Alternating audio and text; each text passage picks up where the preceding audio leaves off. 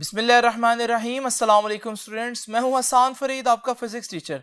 Students, आज का हमारा लेक्चर है अबाउट लेजर्स। ये लेजर्स क्या होती हैं? ये आम बल्ब से, आम डिफरेंट सोर्स ऑफ लाइट से किस तरह से डिफरेंट होती है, इनके अंदर क्या कंस्ट्रक्शन होती है, क्या वर्किंग होती है, लेजिंग एक्शन किस तरह से अचीव किया जा सकता है, ये सारी बातें हम जानेंगे आज के लेक्चर में।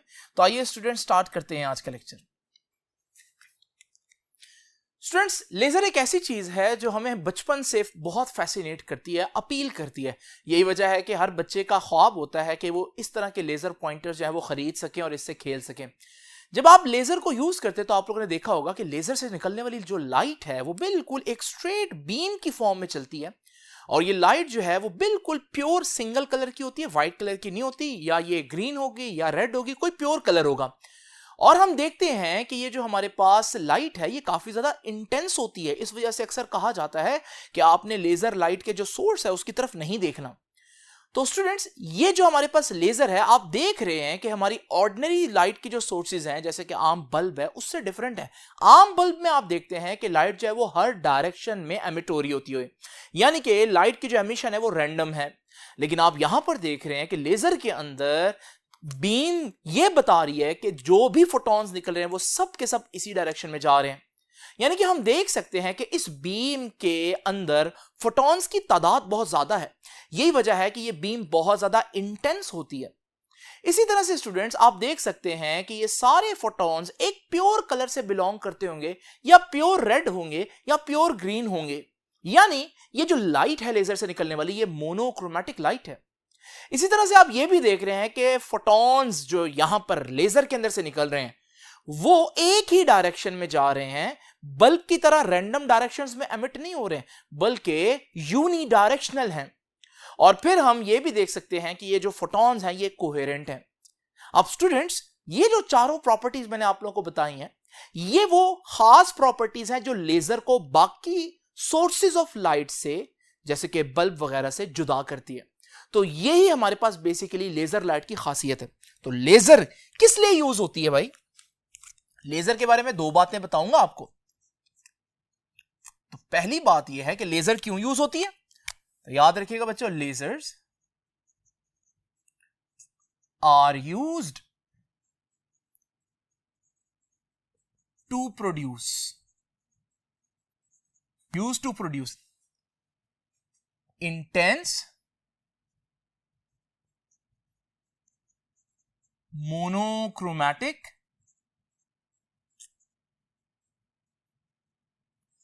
Unidirectional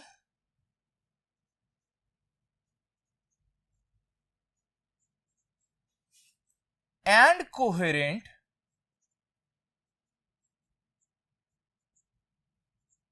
beam of light.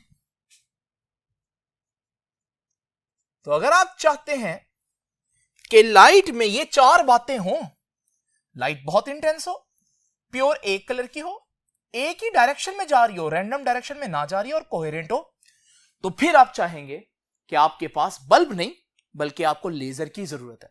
अब स्टूडेंट्स, लेजर के बारे में दूसरी बात जो मैंने आपको बतानी वो थोड़ी देर बाद बताता हूं, लेकिन अभी मैं आप लोगों को यह बता दूं कि लेजर को समझने के लिए आपको दो टर्म्स आज समझनी है, बहुत इंपॉर्टेंट दो टर्म्स हैं, और वो हैं number one, stimulated emission,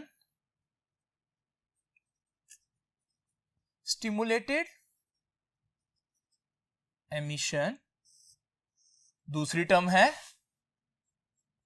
population inversion. ये वो दो प्रोसेस हैं जिनके बगैर लेजिंग एक्शन हो ही नहीं सकता, लेजर लाइट बन ही नहीं सकती। तो याद रखिएगा, मैं कह सकता हूं ये क्या है दोनों, ये दोनों ये नेसेसरी प्रोसेस हैं फॉर लेजिंग एक्शन। अगर आप लेजर बनाना चाहते हैं तो ये दो प्रोसेस हैं जो आपको पता होने चाहिए, इनके बगैर लेजिंग एक्शन यानी कि लेजर नहीं बन सकती। और वो क्या है? स्टिमुलेटेड एमिशन और पॉपुलेशन इन्वर्जन।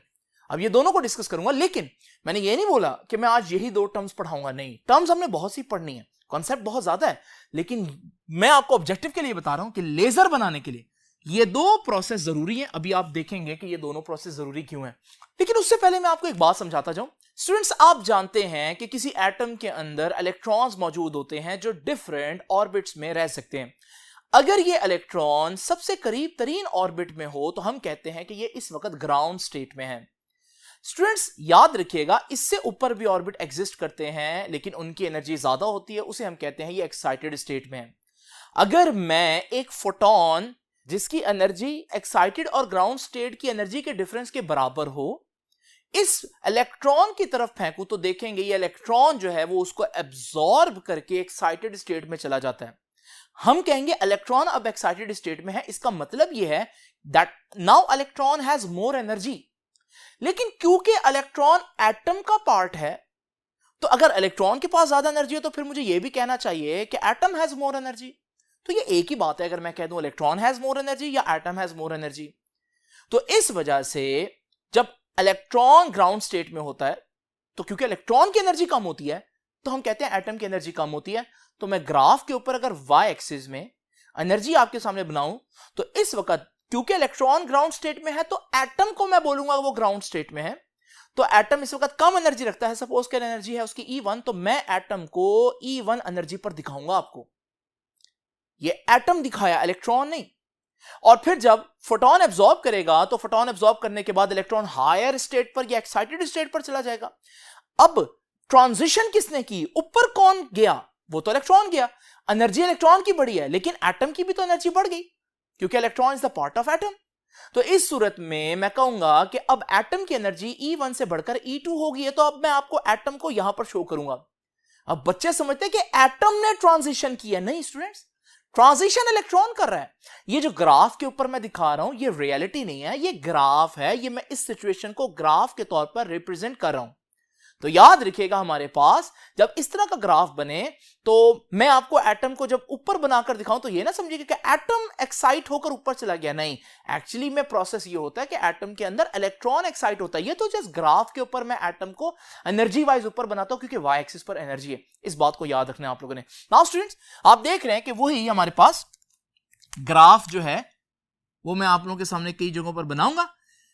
ये इस वक्त E1 है, ग्राउंड स्टेट है, ये E2 है, एक्साइटेड स्टेट है, और एटम जो है बहुत से एटम्स में से एक एटम मैं आपको दिखा रहा हूं वो इस वक्त ग्राउंड स्टेट में है। इसका मतलब क्या है कि उसका इलेक्ट्रॉन जो है वो ग्राउंड स्टेट में है। अब स्टूडेंट्स याद रखिएगा, अगर मैं एक फोटोन, जैसे कि मैंने अभी आप लोगों को बताया, एक फोटोन जो कि इतने डिफरेंस की एनर्जी का हो यानी E2 माइनस E1 एनर्जी का हो, इस पर बम्बार्ड करूं तो ये इसको एब्जॉर्ब करेगा और इसके अंदर मौजूद इलेक्ट्रॉन इसको एब्जॉर्ब करेगा, जैसे कि मैंने आपको दिखाया। तो वो इलेक्ट्रॉन एक्साइटेड स्टेट में चला जाएगा। जब इलेक्ट्रॉन एक्साइटेड स्टेट में चला जाएगा तो हम कह सकते हैं कि एटम एक्साइट हो गया। और ग्राफ के ऊपर मैं आपके सामने दिखा सकता हूं कि एटम यहां से ग्राफ के ऊपर कम एनर्जी वाली जगह से कहां चला गया, ज्यादा एनर्जी वाली जगह पर। तो इसे हम कहते हैं कि एटम क्या हो गया, एक्साइट हो गया। अब स्टूडेंट्स बात यह है कि एटम कैसे एक्साइट हुआ। डेफिनेटली उसने एक फोटोन एब्जॉर्ब किया, तो इस प्रोसेस को मुझे क्या कहना चाहिए, एब्जॉर्प्शन कहना चाहिए। और देखिए मैंने कहा भी है, तो एब्जॉर्प्शन तो है। लेकिन स्टूडेंट्स क्या खुद ब खुद वो एक्साइट हो गया, नहीं, खुद ब खुद एक्साइट नहीं हुआ, बल्कि मैंने उसको फोटोन बम्बार्ड करके मजबूर किया कि वो एक्साइट हो जाए। जब मैं मजबूर करता हूं, मैं इन्फ्लुएंस करता हूं उसको, मैं उसको स्टिमुलेट करता हूं, उसको इंड्यूस करता हूं, तो फिर मैं वर्ड लगाऊंगा स्टिमुलेटेड, या इसके लिए एक और वर्ड यूज हो सकता है इंड्यूस्ड। स्टिमुलेटेड का मतलब है मैं किसी को उकसा रहा हूं कि वो एक्साइटेड हो जाए, तो फिर यहां एब्जॉर्प्शन हुई और मेरे उकसाने पर हुई, तो हम कहेंगे स्टिमुलेटेड एब्जॉर्प्शन। तो ये है पहला प्रोसेस जो आपको पता होना चाहिए कि स्टिमुलेटेड एब्जॉर्प्शन। स्टिमुलेटेड एब्जॉर्प्शन में क्या होता है, एक एटम ग्राउंड स्टेट में एनर्जी एब्जॉर्ब करके हायर स्टेट पर चला जाता है। तो what happened in stimulated absorption, in stimulated, जिसका दूसरा नाम इंड्यूस भी हो सकता है, एब्जॉर्प्शन क्या होता है जी, atom absorbs a photon and move to excited state. लेकिन याद रखिएगा, मैं कह तो एटम के लिए रहा हूं, लेकिन एक्चुअली में वो कौन है जो एब्जॉर्ब कर रहा है फोटोन? एटम के अंदर मौजूद इलेक्ट्रॉन। और मैं कह तो रहा हूं कि एटम एक्साइटेड स्टेट में मूव कर गया, ये चला गया, लेकिन एक्चुअली वो एटम के अंदर कौन है जो एक्साइटेड स्टेट में चला गया? वो इलेक्ट्रॉन है। लेकिन क्योंकि वही बातें मैं एटम पर अप्लाई कर सकता हूं, इसलिए मैंने लिख दिया। ये है स्टिमुलेटेड एब्जॉर्प्शन। अब एटम कहां पहुंच चुका है? अब एटम पहुंच चुका है एक्साइटेड स्टेट में, जहां उसकी एनर्जी बहुत ज्यादा है, क्योंकि उसने वो एनर्जी, वो जो फोटोन था, वो एब्जॉर्ब किया हुआ है। अब स्टूडेंट्स, यहां आकर ये क्या करेगा? इसके लिए हमारे पास दो पॉसिबिलिटीज हैं। इसलिए आप देख रहे हैं कि स्टिमुलेटेड एब्जॉर्प्शन से आगे दो तरफ मैंने दो हेडिंग्स दी हैं। ये वो दो पॉसिबिलिटीज हैं जो स्टिमुलेटेड एब्जॉर्प्शन के बाद हो सकती हैं। यानी कि एक दफा एटम जब एक्साइट हो जाए तो वो दो काम कर सकता है। पहला काम वो क्या करेगा? पहला काम ये करेगा कि थोड़ी देर बाद वो खुद ब खुद वापस वो जो फोटोन उसने एब्जॉर्ब किया था रिलीज कर देगा किसी भी रैंडम डायरेक्शन में, और डेफिनेटली उसकी एनर्जी उतनी ही होगी जितना इनका डिफरेंस है, E2 माइनस E1। तो इसने वो फोटोन एब्जॉर्ब कर दिया, और फोटोन एब्जॉर्ब करके वापस ग्राउंड स्टेट में आ जाएगा, और यहां से मैं अब इसको यहां पर हटा रहा हूं, तो यहां से यहां पर आ गया वापस ग्राउंड स्टेट में। और उसने फोटोन किसी भी रैंडम डायरेक्शन में, यह बहुत इंपॉर्टेंट बात है, किसी भी रैंडम डायरेक्शन में एमिट कर देगा। अब स्टूडेंट्स, यह डायरेक्शन कोई भी हो सकती है। आप बताएं इस प्रोसेस को क्या कहना चाहिए? एब्जॉर्प्शन के एमिशन। आप फौरन कहेंगे सर फोटोन एमिट हो रहा था, एमिशन ही कहेंगे। फिर मैं अगर आपसे पूछूं, चले एमिशन कह दिया, क्या यह खुद ब खुद हुआ या यहां भी मैंने कुछ किया है? आप कहेंगे सर यहां तो आपने कुछ नहीं किया, उसने जो फोटोन एब्जॉर्ब किया था उसने खुद ब खुद एमिट कर दिया। खुद ब खुद के लिए स्टिमुलेट तो नहीं कह सकता मैं, खुद ब खुद के लिए वर्ड यूज करूंगा स्पॉन्टेनियस। तो ये क्या है? स्पॉन्टेनियस एमिशन है। वो जो फोटोन उसने एब्जॉर्ब किया खुद ब खुद किसी भी रैंडम डायरेक्शन में एमिट कर देगा। तो इसमें क्या हो रहा है स्पॉन्टेनियस एमिशन में? इन spontaneous emission, atom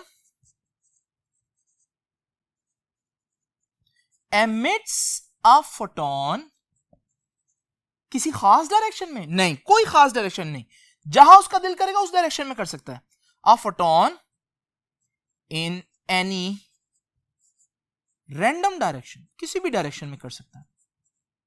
in any random direction, ठीक है। फोटोन किसी भी रैंडम डायरेक्शन में एमिट करेगा, और क्या करेगा? जब फोटोन एमिट कर दिया तो फिर ग्राउंड स्टेट में आ जाएगा and move to ground state. Students, photon निकला, क्या ये प्रोसेस लेजर बन सकता है? अब मसला क्या है इस प्रोसेस में? इस प्रोसेस में मसला क्या है? जो आपका फोटोन एमिट हो रहा है वो रैंडम डायरेक्शन में एमिट हो रहा है। अगर मेरे पास ये काम बहुत से एटम्स करें, मिसाल के तौर पर मेरे पास एक सैंपल है जिसमें बहुत से एटम्स हैं, ये सारे एक्साइटेड हैं, अचानक से सारों ने स्पॉन्टेनियसली एमिट करा फोटोन, तो जैसे ही स्पॉन्टेनियस एमिशन होगी, क्योंकि फोटोन ने रैंडम डायरेक्शन में निकलना है, तो किसी का फोटोन किसी डायरेक्शन में, किसी का फोटोन किसी डायरेक्शन में। इससे क्या होगा?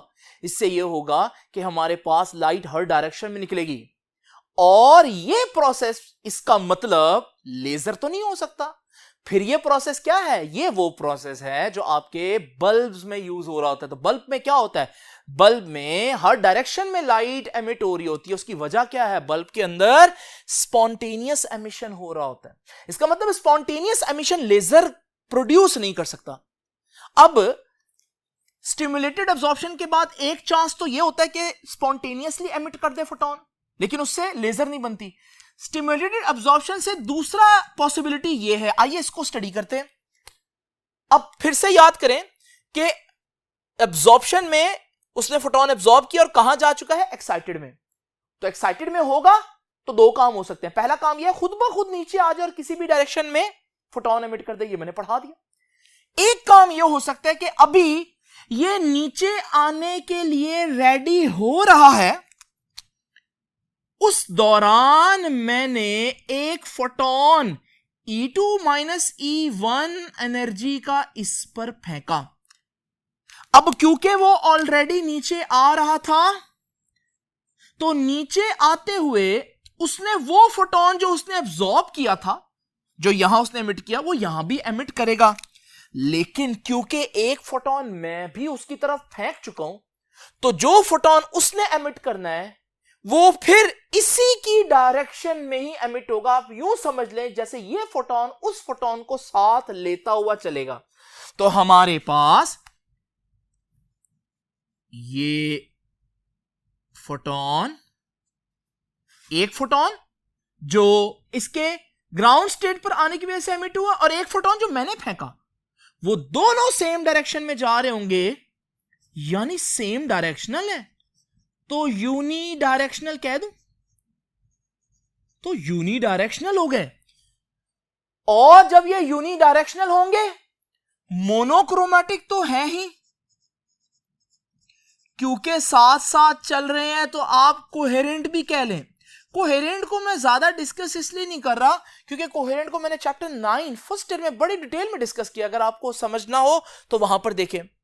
अब यहां पर आप लोग देख रहे हैं कि हमारे पास फोटोन फिर से एमिट हुआ, जैसे यहां एमिट हुआ था। लेकिन क्या एमिशन तो मैं बोलूंगा, लेकिन क्या मैं इसको स्पॉन्टेनियस एमिशन बोलूंगा? नहीं। आप कहेंगे सर यहां तो आपने भी एक फोटोन फेंका है, आपने भी उसको स्टिमुलेट किया है, आप उस पर असरअंदाज हुए, तो इसे एमिशन तो बोलेंगे लेकिन स्टिमुलेटेड एमिशन बोलेंगे। तो यहां पर स्टिमुलेटेड एमिशन के नतीजे में आपके पास एक ही डायरेक्शन में दो फोटॉन्स जाते हुए नजर आ रहे हैं। आपने यूनिडायरेक्शनल, मोनोक्रोमैटिक और कोहेरेंट फोटॉन्स बना लिए। यूनिडायरेक्शनल, मोनोक्रोमैटिक और कोहेरेंट फोटॉन्स बना लिए, जो कि किसकी जरूरत है? वो तो लेजर के लिए जरूरी है। इसका मतलब लेजर बनाने के लिए वो कौन सा प्रोसेस है जो आपको एक ही डायरेक्शन में चलते हुए फोटॉन्स दे सकता है? वो ये वाला प्रोसेस है। कौन सा प्रोसेस? Stimulated emission. और जब आपके पास दो फोटॉन्स एक ही डायरेक्शन में जा रहे होंगे तो याद रखिएगा लाइट की जो इंटेंसिटी है वो बढ़ जाएगी, एम्पलीफाई हो जाएगी लाइट, इसे हम बोलते हैं। मिसाल के तौर पर ये एक फोटोन अगर अकेला हो तो आप देख रहे हैं इसकी ब्राइटनेस कुछ इतनी है, लेकिन अगर यहां पर एक और फोटोन हो तो उसकी भी ब्राइटनेस ऐसी होगी। लेकिन जब ये दोनों फोटॉन्स मिलेंगे तो एम्पलीफाई हो जाएंगे ये, और एम्पलीफाई होकर आप देख रहे हैं ब्राइटनेस बढ़ गई है। मैं इस प्रोसेस को क्या कहूंगा? What is happening in this process? मैं कहूंगा कि इसमें लाइट एम्पलीफिकेशन हो रही है, लाइट एम्पलीफाई हो रही है। किस प्रोसेस के जरिए? Light amplification by stimulated emission. किसकी एमिशन हो रही है? रेडिएशंस एमिट हो रही हैं। तो light amplification by stimulated emission of radiation. ये पूरी जो लाइन बनी है, जो सेंटेंस बना है, अगर आप इसका पहला वर्ड हटा लें तो आप देखें ये क्या बन गया? ये तो बन गया लेजर, और यही आज का आर्टिकल है। इसका मतलब लेजर में हर लफ्ज का, हर हर्फ का एक मतलब बनता है, हर अल्फाबेट का, और वो क्या है? याद रखना, इसका एक्रोनिम क्या है? Light amplification.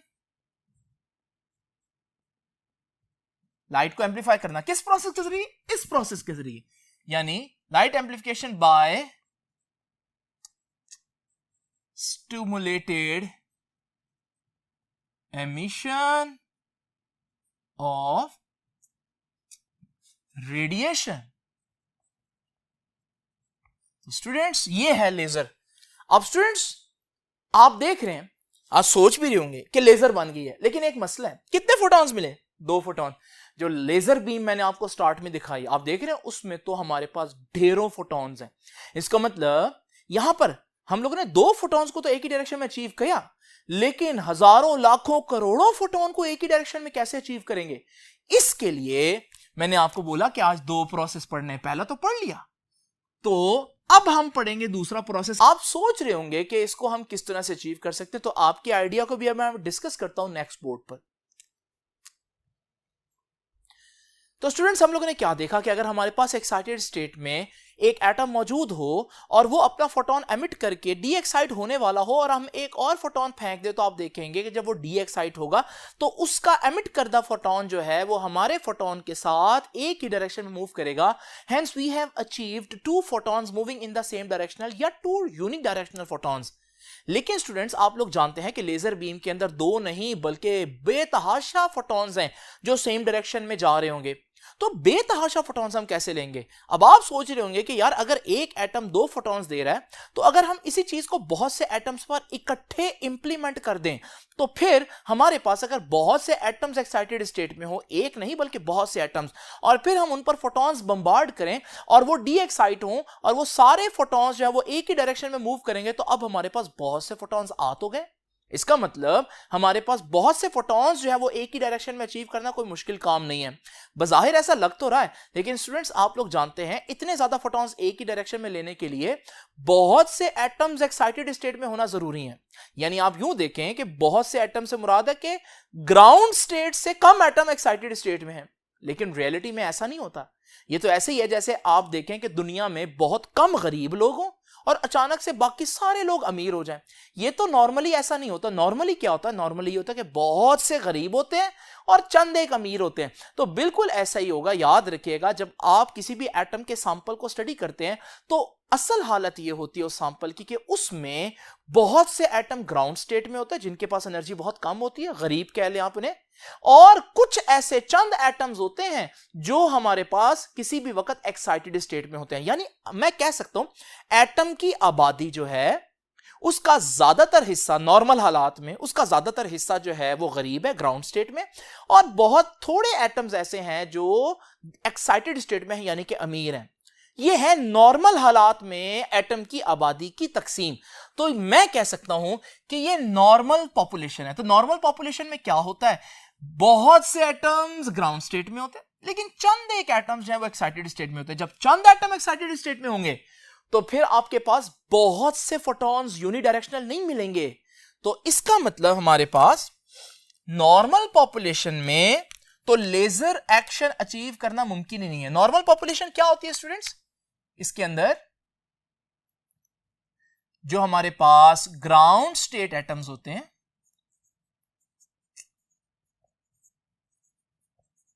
वो तादाद में बहुत ज्यादा होते हैं as compare to excited atoms.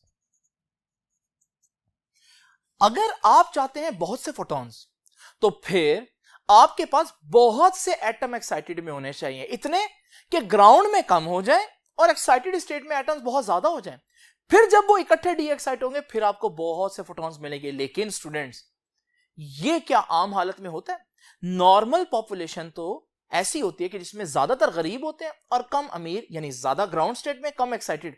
हम क्या चाहते हैं लेजर बनाने के लिए? हम ये चाहते हैं कि पॉपुलेशन उलट जाए, इन्वर्ट हो जाए पॉपुलेशन। इन्वर्ट का क्या मतलब है? उल्ट जाना। यानी हम चाहते हैं कि ज्यादा एटम एक्साइटेड में हो और बहुत कम ग्राउंड में हो। इसे कहते हैं पॉपुलेशन इन्वर्जन।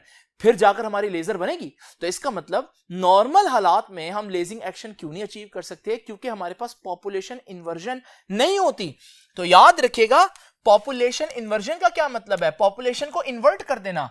यह सिचुएशन जो नॉर्मल हालात में उसको उल्टा देना, यानी कि कम एटम ग्राउंड में हो और बहुत से एटम्स एक्साइटेड में हो। तो नॉर्मल पॉपुलेशन के अलावा पॉपुलेशन इन्वर्जन में क्या होता है?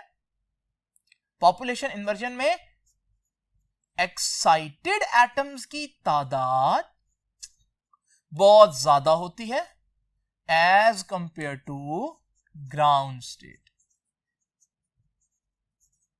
तो आम हालात ये हैं, हमें ये वाला हालात चाहिए। अब ये कैसे आएगा? बच्चे इसके बारे में ये सोचते हैं कि सर इसमें तो कोई इतने मसले वाली बात नहीं, बहुत से एटम ग्राउंड स्टेट में, आप सब पर फोटॉन फेंके, जब सब पर फोटॉन फेंकेंगे सब एक्साइटेड में चले जाएंगे तो पॉपुलेशन इन्वर्जन हो गई।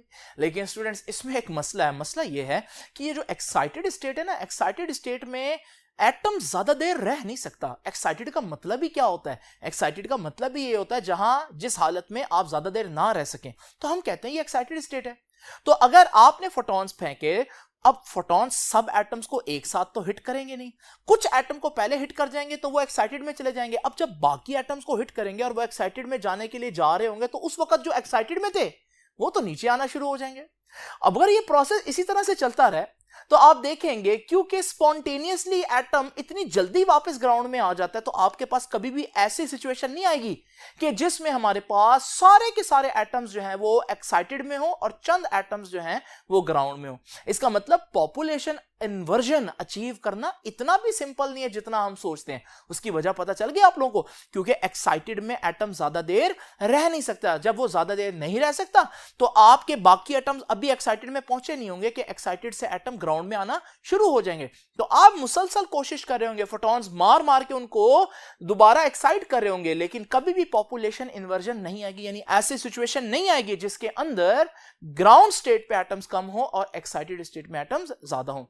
तो डेप्थ समझें इस चीज की, मैं आपको सोचने पर मजबूर कर रहा हूं कि आपको खुद पता चले कि बेसिकली पॉपुलेशन इन्वर्जन इतनी आसान क्यों नहीं है। तो अब आपको पता चल गया।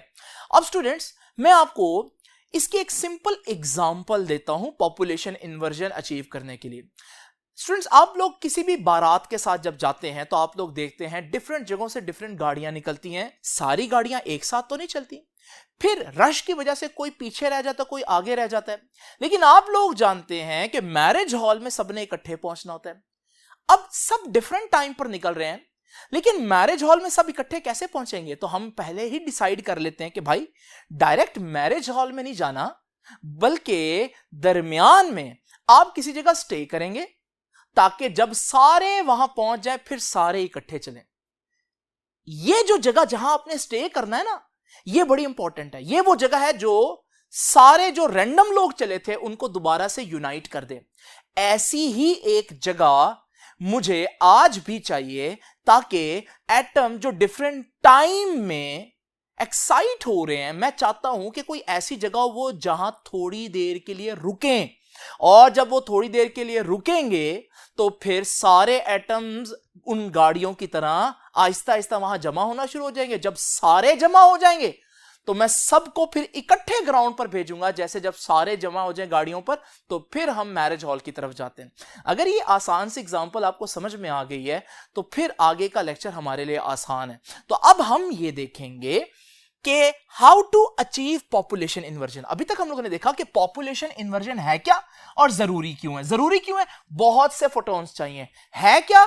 जब एक्साइटेड स्टेट में एटम्स की तादाद बहुत ज्यादा हो, ग्राउंड को छोड़कर सारे एक्साइटेड में जा चुके हो। लेकिन फिर हमने यह देखा कि इस स्टेट में आना इतना आसान नहीं है। लेकिन मैंने आप लोगों को वो बारात वाली एग्जांपल से समझाया कि इस स्टेट में आ सकते हैं अगर सारे एटम ये डिसाइड कर ले कि किसी जगह पर हमने स्टे करना है। अब स्टूडेंट्स यहां तक ये एग्जांपल आप लोग जहन में रखें। अब मैं आप लोगों को बताता हूं कि पॉपुलेशन इन्वर्जन कैसे अचीव करनी है। तो अब स्टूडेंट्स मैं आप लोगों को एक टर्म बताने लगा हूं, मेटास्टेबल स्टेट। ये मेटास्टेबल स्टेट क्या है? अभी तक तो हम यही डिस्कस करते आ रहे हैं कि दो किस्म की स्टेट्स होती हैं। एक वो स्टेट होती है जिसे हम ग्राउंड स्टेट कहते हैं, मोस्ट स्टेबल स्टेट, ये मैंने आपके सामने शो किया। और एक वो स्टेट होती है जिसे हम एक्साइटेड स्टेट कहते हैं, जिसको मैंने यहां E3 से रिप्रेजेंट किया। ये वो दो स्टेट्स हैं जिनके बारे में आप जानते हैं। लेकिन पॉपुलेशन इन्वर्जन अचीव करने के लिए मैं एक नया कॉन्सेप्ट लेकर आ रहा हूं, और वो नया कॉन्सेप्ट क्या है? वो है मेटास्टेबल स्टेट।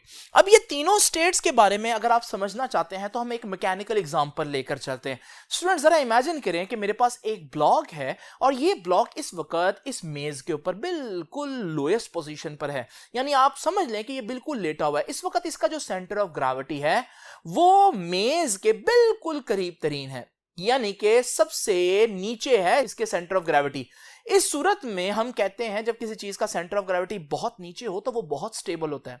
तो इसका सेंटर ऑफ ग्रेविटी मैक्सिमम नीचे है तो हम कहेंगे it is the most stable state of this block. इसे कहते हैं ग्राउंड स्टेट। तो यहां जो हमारे पास ग्राउंड स्टेट है बेसिकली वो एटम की वो स्टेट है जिसमें एटम की सूरत हाल बिल्कुल वैसी है जैसे उस ब्लॉक की है, जिस तरह से वो ब्लॉक सबसे लोएस्ट एनर्जी पर है और बिल्कुल स्टेबल है। यहां पर जब एटम्स ग्राउंड स्टेट में होंगे तो वो अपनी लोएस्ट एनर्जी पर होंगे और बिल्कुल स्टेबल होंगे। ये ब्लॉक को अगर मैं यहां पर रखूं तो ये साला साल यहां पर रह सकता है बिल्कुल से। एटम्स भी अगर यहां पर मौजूद हो तो क्योंकि इससे नीचे कोई स्टेट है ही नहीं जाने के लिए, तो वो यहां पर बहुत अरसे तक रह सकते हैं।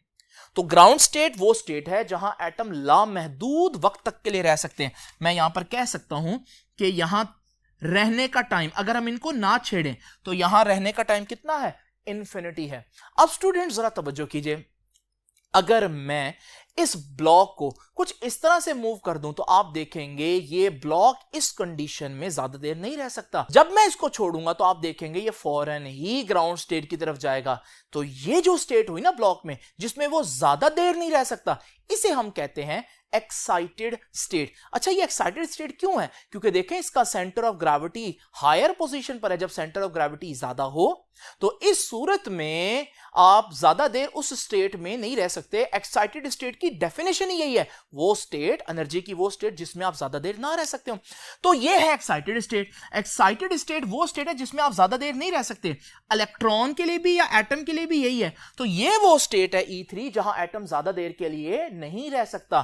कितनी देर के लिए रह सकता है? याद रखिएगा 10⁻⁻8 सेकंड्स रह सकता है सिर्फ। ठीक है जी, इतने कम टाइम के लिए यहां रह सकता है। तो आप सोचे जहां एटम बिल्कुल थोड़ी सी देर के लिए रह सकता हो तो फिर वो कितनी एक्साइटेड स्टेट होगी। अब स्टूडेंट्स, ग्राउंड और एक्साइटेड तो आप लोगों ने ब्लॉक के जरिए समझ ली, लेकिन जरा अब ये सिचुएशन देखें जहां मैं ब्लॉक को मूव करके इस पोजीशन में ले आता हूं। ये स्टेट जो है आप देख रहे हैं कि ग्राउंड स्टेट तो नहीं है, क्योंकि ग्राउंड स्टेट में सेंटर ऑफ ग्रेविटी बहुत नीचे होता है। लेकिन आप देख रहे हैं कि ब्लॉक फिर भी यहां रुका हुआ है। ये उस पोजीशन की तरह नहीं है कि यहां पर मैंने जब छोड़ा तो आप लोगों ने देखा ब्लॉक खुद ब खुद मूव करके ग्राउंड स्टेट में चला गया। लेकिन यहां पर देखें, अगर मैं छोड़ भी दूं तो आप देखेंगे ग्राउंड स्टेट में वो नहीं जाएगा। यानी मैं कह सकता हूं कि यार ये भी काफी हद तक स्टेबल एक पोजीशन है या स्टेबल स्टेट है।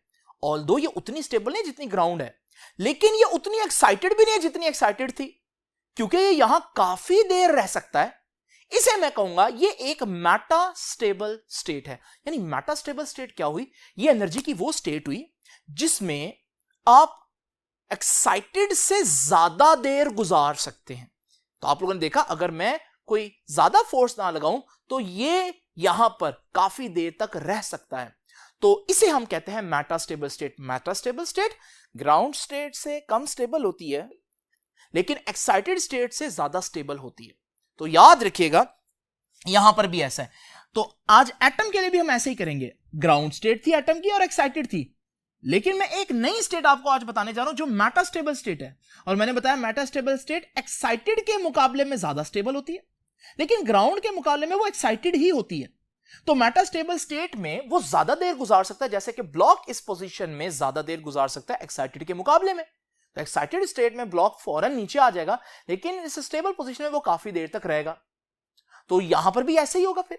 तो ये मेटा स्टेबल स्टेट है जहां पर इलेक्ट्रॉन ज्यादा देर रह सकता है। अब आप पूछेंगे यहां वो कितनी देर रह सकता है? तो यहां वो रह सकता है 10⁻³ सेकेंड्स। और इसके मुकाबले में 10⁻⁸ इज वेरी स्मॉल, तो 10⁻³ इसके मुकाबले में ज्यादा है। तो मेटा स्टेबल स्टेट क्या है? मेटा स्टेबल स्टेट में जो रिजाइडिंग टाइम है एटम का, एटम के रहने का टाइम कितना है, कितनी देर में एटम वहां रह सकता है? 10⁻³ सेकेंड्स। और यहां कितनी देर रह सकता है एक्साइटेड स्टेट में? Residing time of atom 10⁻⁸ second. बहुत थोड़े टाइम के लिए रह सकता है, इसलिए तो उसको एक्साइटेड बोला। और ग्राउंड में कितना रह सकता है? भाई ग्राउंड में तो हमेशा रह सकता है, क्योंकि उससे नीचे कोई चीज है ही नहीं। अब स्टूडेंट्स, एक बहुत important property Meta stable state की, ये इंपॉर्टेंट प्रॉपर्टी ही पॉपुलेशन इन्वर्जन की वजह बनती है। जरा तवज्जो से देखिए, ये मेरे पास ग्राउंड स्टेट है ब्लॉक की और ये मेरे पास है मेटा स्टेबल स्टेट ब्लॉक की। अब स्टूडेंट्स, आप देख रहे हैं दोनों केसेस में सेंटर ऑफ ग्रेविटी, लेकिन मजे की बात यह है कि आप ग्राउंड से डायरेक्ट मेटा स्टेबल स्टेट में उसको लेकर नहीं जा सकते। उसकी वजह क्या है?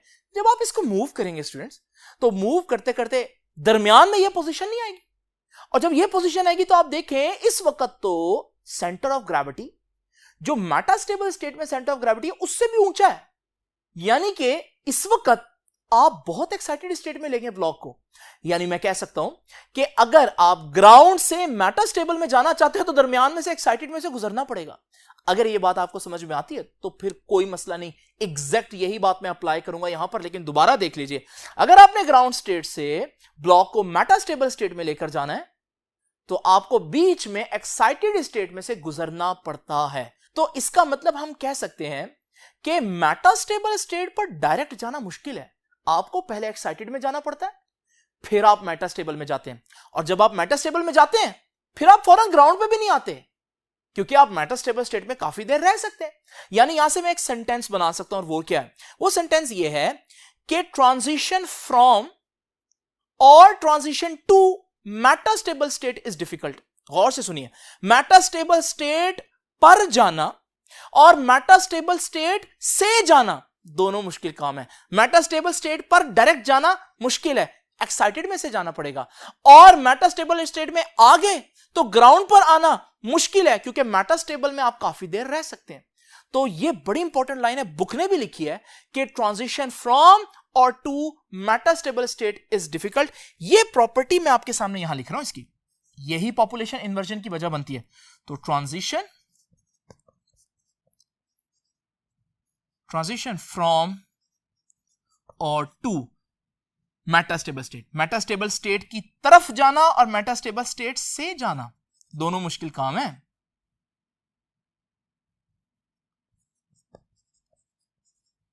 Metastable state is difficult. तो आप स्टूडेंट्स देखिए, इस कॉन्सेप्ट को अप्लाई करते हैं, जो ब्लॉक वाला कॉन्सेप्ट है। यहां पर ये थी ग्राउंड स्टेट, ठीक है, ये थी हमारे पास मेटास्टेबल स्टेट, और ये एक्साइटेड।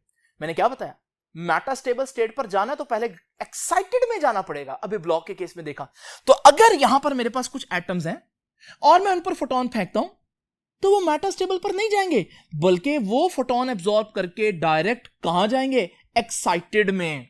क्योंकि मैंने अभी आपको बताया ब्लॉक के केस में कि ब्लॉक अगर ग्राउंड में है और आप मेटास्टेबल स्टेट में उसको लेकर जाना चाहते हैं, तो जब आप उसको मूव करेंगे पहले वो एक्साइटेड में जाएगा, फिर उसने मेटास्टेबल में जाना है।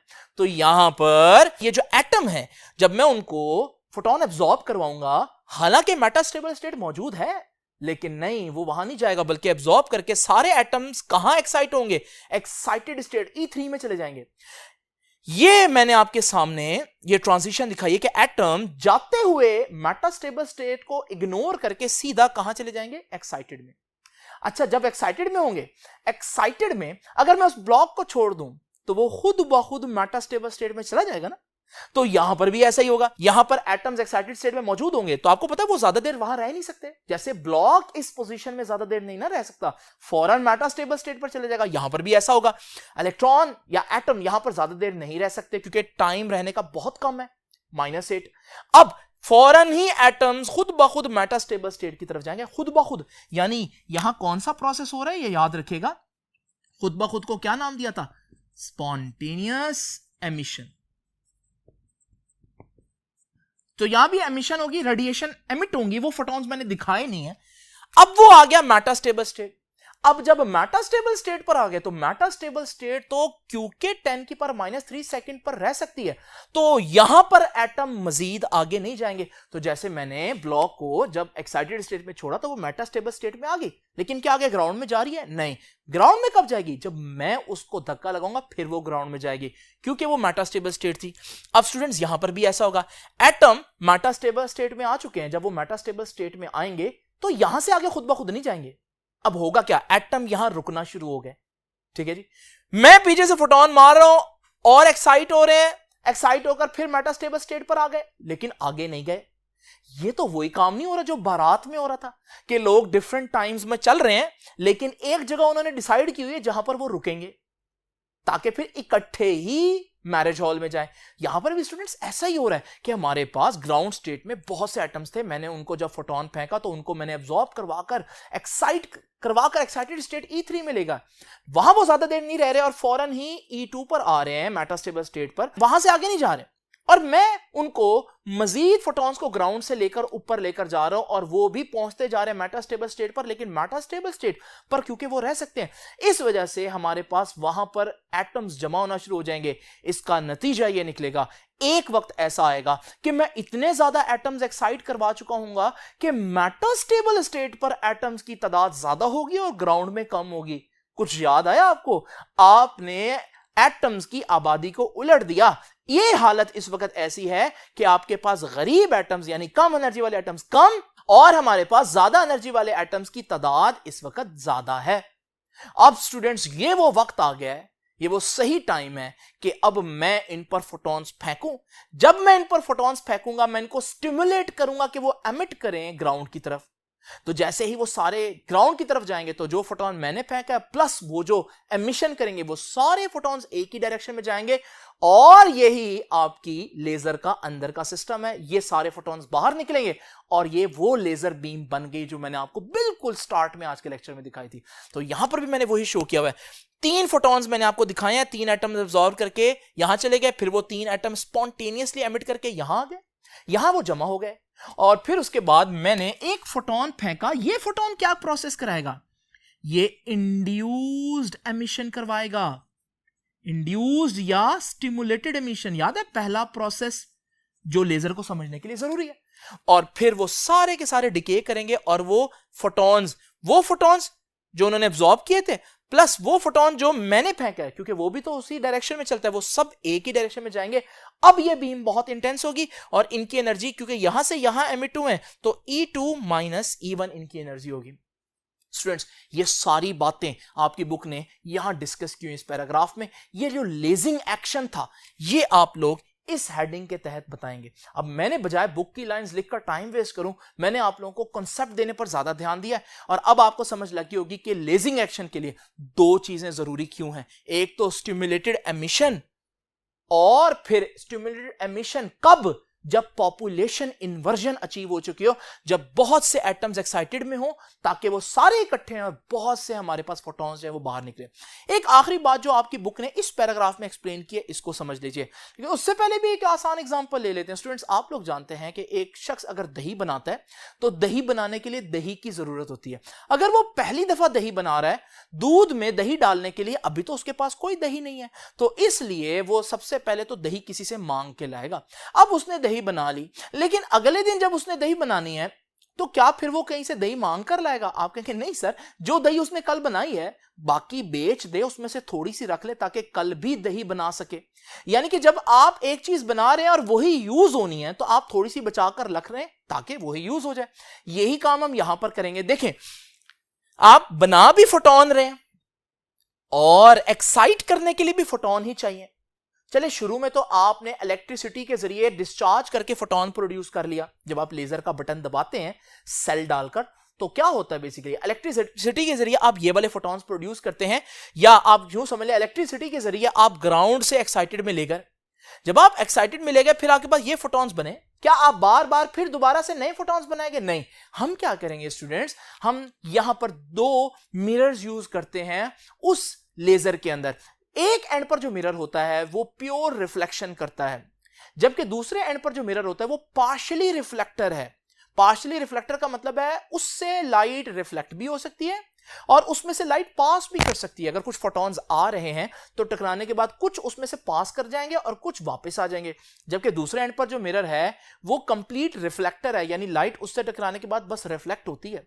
अब स्टूडेंट्स, आप लोग जानते हैं कि हमारे पास एटम्स जब डी एक्साइट होंगे तो वो फोटॉन्स एमिट करेंगे। अब वो फोटॉन्स अगर तो मैं सारे बाहर भेज दूं तो वो जो एटम्स ग्राउंड स्टेट में आ गए हैं उनको फिर दोबारा एक्साइट करने के लिए मैं कहां से फोटॉन्स लाऊं? तो मैं क्या करूंगा, मैंने वहां पार्शियल रिफ्लेक्टर लगा दिया। अब जब लेजर एक्शन के जरिए फोटॉन्स एमिट होंगे तो वो फोटॉन्स जो हैं वो इस रिफ्लेक्टर से टकराएंगे। जब वो टकराएंगे तो उनमें से, क्योंकि ये पार्शियल रिफ्लेक्टर है, कुछ पास कर जाएंगे। जो पास करके वो तो आपकी लेजर बीम बन गई ना, और जो रिफ्लेक्ट हो जाएंगे वो रिफ्लेक्ट होकर वापस उन्हीं इलेक्ट्रॉन से टकराते हुए उनको दोबारा से एक्साइट करेंगे और फिर हमारे पास वो दोबारा से दूसरे एंड पर टकराकर फिर उसी असेंबली में बार बार टू एंड फ्रो मूव करेंगे ताकि बार बार वो एटम से टकराएं और बार बार एटम एक्साइट होते रहें, और इस तरह से ये सारा काम चलता रहेगा। ये सारी बात आखिरी पैराग्राफ में बताई है, ये भी मैं नहीं लिख रहा, ये लेजिंग एक्शन में आप लोगों ने ये सारी लाइंस लिखनी है। तो ये बहुत इंपॉर्टेंट लॉन्ग क्वेश्चन था स्टूडेंट्स, तो मैंने इसको समझाने में ज्यादा टाइम दिया, तो आप लोगों ने इसको अच्छी तरह से रेडी कर लेना है। ये बोर्ड में आने के इसके चांसेस बहुत ज्यादा हैं। आपसे भी इंशाल्लाह मुलाकात होगी नेक्स्ट लेक्चर में, तब तक के लिए अल्लाह हाफिज।